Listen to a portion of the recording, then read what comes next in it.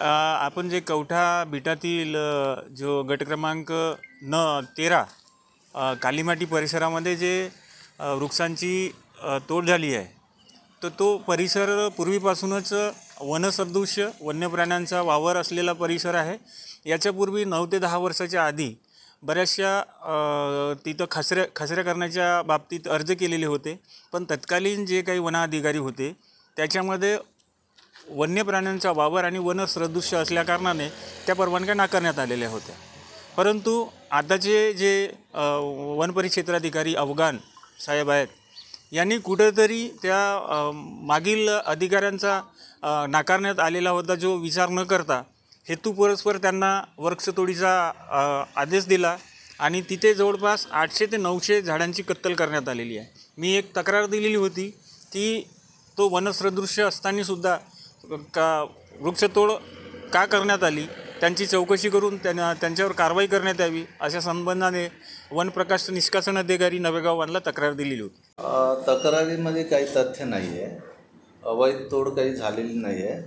त्यांचे जे आहे त्या कास्तकाराचे आपला यावलकरजी, त्यांचं अमृत रामचंद्र यावलकर हे जे आहे त्यांचं स्वतःची शेती आहे आणि त्याची वडिलोपार्जित शेती आहे. त्यांच्या नावावर P1 आहे, त्यांच्या नावावर जुने बरेचसे सर्व काही रेकॉर्ड त्यांच्याच नावानं आहे. बंदोबस्ताचे रेकॉर्ड त्यांच्याच नावाने आहे. जे पंजी आहे, अधिकार अभिलेख पंजी, ते सुद्धा त्यांच्याच नावाची आहे. शेती वर्ग 1ची आहे. सातबाऱ्यावर झाडं चढलेले आहे आणि त्यांना शेती करायची आहे आणि त्यांना ते झाडाची अडथळा होत होतं म्हणून त्यांनी रीतसर अर्ज देऊन जे काही आहे डॉक्युमेंट सर्व जोडून त्यांनी आमच्याकडे अर्ज केला आणि त्यांचे पेपर्स पाहून त्यांचे पेपर सगळे योग्य वाटले, योग्य आहेच ते, आणि आम्ही त्यांना परमिशन दिली. शेती वर्ग 1 केव्हा झाली?